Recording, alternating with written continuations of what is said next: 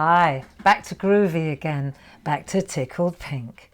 So yesterday we took a good look at how to take a plate and extract what you want. Take out, for example, well, let's have a little quick recap. For example, if you look at Tickled Pink here, you can see we're here for you. We've got we're for you, and you can see that what Linda's kindly done for us is she's literally translated that entire piece, which is great. But then yesterday we learned how to extract just the fairy, didn't we? So that there's no writing in her wings now. Well, that's interesting, isn't it? So look back at yesterday's 3 o'clock show, and that will become clear to you if you're not sure. And then the other thing that we did yesterday as well was we learned how to separate out the letters so that they're not running through the front, which is really easy once you know how.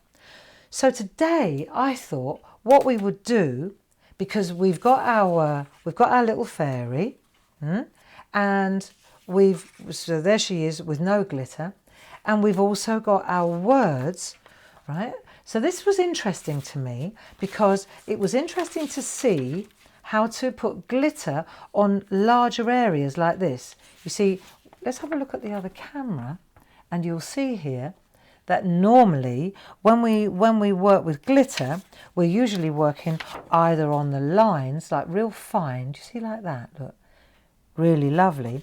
Or if we look at this little fairy here, you'll see that we put veins, or we put a little flash of glitter on the butterflies or on the stars. So we've got that option. Then we've got the real fine line option, which we want to look at today. Oh, hello, where's she gone? Fairy's on the move. But what was fascinating to me was to actually do these solid whole letters of glitter. I thought that was worth having a look at too. So let's just check how to do this. Let's start by using our sticky ink. This is what we're going to use now. Sticky ink and a mapping pen. And we'll go with the lovely delicate fairy that's already been coloured in. So let me just put this to one side for a moment, and let's come over here so we can see it better. Now we're cooking with gas. Right, now one of the things, just to give you a quick talk through how this has been coloured in, the fairy has been coloured in on the back with our, bear with me one second, with our Perga liners and with Dorso oil. So that's why it looks so gentle. It's just layer on layer, just gently does it, and it's the Dorso oil that makes it look so super smooth. And we work on the back so that when we turn it over, the white line art still prevails. You see, so even on a dark matte, you can see that the white hasn't changed colour. It only changes colour when you put it on the light. So now we want to add glitter to this area so that you can see the difference. If we hold this to this camera, you can see it's like a before and after. So this is what I want to show you now. What we're going to do is use our mapping pen and sticky ink. So let's just take the lid off the sticky ink. That's the first thing. It's great stuff, this Pergamano. Really impressed with this gear, because what's interesting is, let me just take a piece of copy paper to the side as well. What I love about the sticky ink, go on, nearly knocked it over. That would have been a show to remember. What I love about the sticky ink is it stays sticky until you put something on it. Now, what's great about that is that I don't have to, you wait for it to dry, but but you can do the whole piece of artwork. Even though it's sticky, it will take the glitter very easily. Now, one of the other things is that I want to just prime, let me come into this camera for a minute. I'm going to prime this is water in here. I'm just going to dip my mapping pen in water before I start. Another thing I wanted to say is when you buy the mapping pens, don't be confused, because they come to you because a lot of people, they think, what have they sent me? See, it comes like that, but you pull it out of there and you turn it round, and then you've got your like calligraphy nib, like so. Okay, so what we're going to do is just dip that in the water just to prime it before we start with the sticky ink. And once we've done that, if you like, you can even dry it, but it just makes sure that it's clean and it's primed, ready to go. Okay, so what we're going to do is, to make these fine lines, we're going to dip in with our mapping pen like so, and then let's just check it on the scrap first. Yeah, see, once you start, it will move beautifully. For your information also, even though we're working on parchment, please rest assured this works fantastic on paper, on card as well. And then what we're going to do, we're going to come into, let me just move the ink out of the way. Now you can see it. And you're just going to go gently. Once it gets started, let me get my eye in.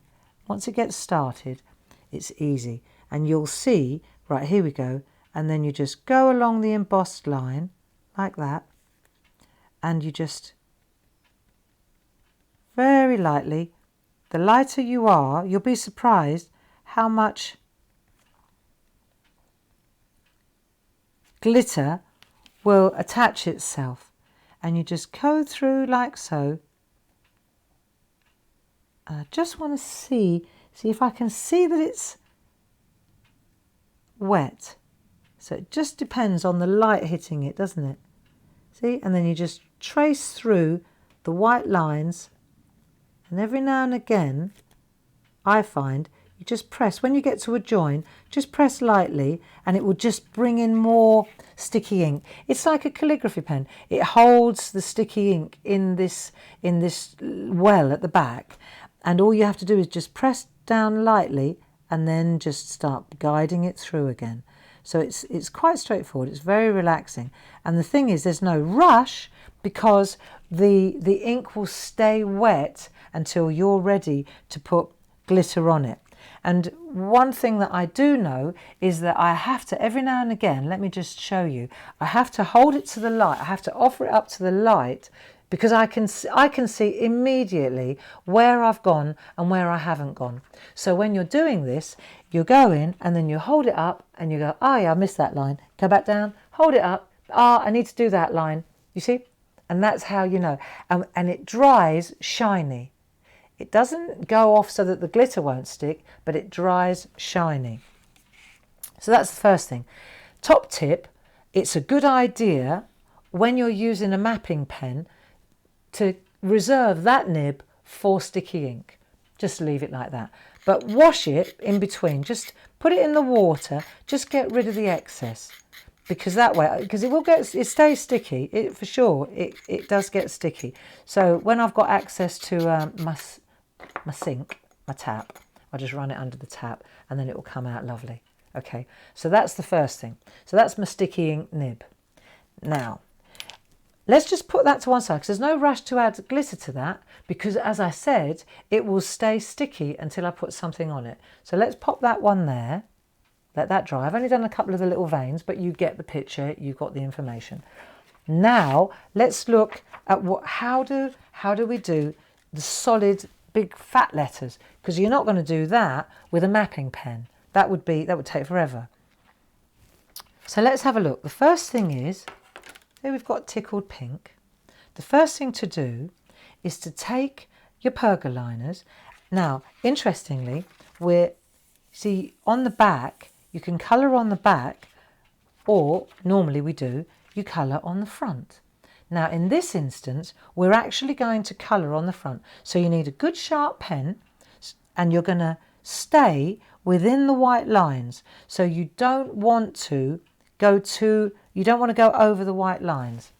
So what we're going to do now, we're going to add colour. We're going to add colour on the front with our polychromos, with our Perga liners, but you're going to actually add the colour to the front. And you can go as thick, see, blow don't rub, if you rub, you'll tend to smear the pigment if it's crumbly, because when you press hard, they're going to crumble a little bit. It's normal. It'd be weird if they didn't. Right? So you just add your colour, but avoid the white line. Do you see? You get in, get right tight, as tight as you can get. Do all your colouring in. Do all your colouring in. Humour me here, we'll go to this one. Right, so it's dry pencil work. Dry pencil work. Then when you've done all your colouring in and you're happy with that, then we're going to add our sticky ink. But this time, instead of using a mapping pen, we're going to use a blending nib. Right, so it's got the same base, because they're ours, aren't they? But this time I'm going to use a nib. I mean, you could use a paintbrush, but you've got a lot more control with a little nib like this. And so what we're going to do now, and again, let's go to this camera. You'll see I'm just dipping this in the sticky ink. Right? Let's see if it gets going. Just let it go. I just need to now we're there. Right, so once you know it's going, then all we're going to do now is, for example, we're just going to go over the front, and you'll see that the the blending pen, it lifts a little bit of the colour, but it doesn't remove it altogether, trust me. Right, it certainly leaves plenty. There you go, look. So we put the sticky ink down there, and you just guide it through with your blending nib, and it will just, it's really easy to do. I tell you what, this is a lot easier than a paintbrush, guys. Right, so use your blending nib. So just to recap, you colour in from the front, and the blending nib, because it's so detailed, so fine, you can get right in the gully without touching the white. Even if you touch the white, it won't make any difference. Right, and then, so then again, like I said before, offer it up to the light, and you can see exactly whether you've got it or not, if it's shiny. And you put a lid on that, because I've read so many stories of people thinking that it's the glitter. Imagine that. Oh my days. Imagine taking your sticky off, you've done all that, take your sticky and go, bosh. Come on, hands up, who's done that? I haven't, I have to say.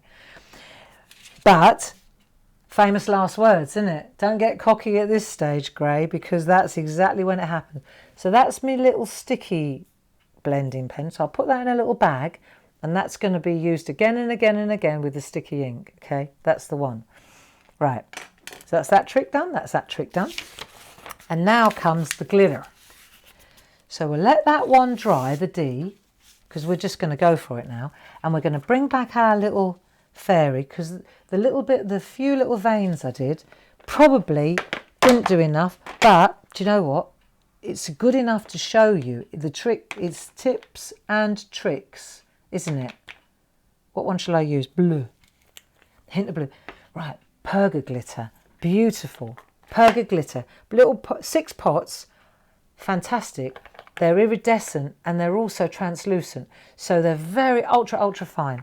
They also not anti-static. So that means that it doesn't cling everywhere. Because it's in a pot. This is me doing a pitch now. Because it's in a pot, it's easy to put back in again, as opposed to a nozzle, impossible to put back in again.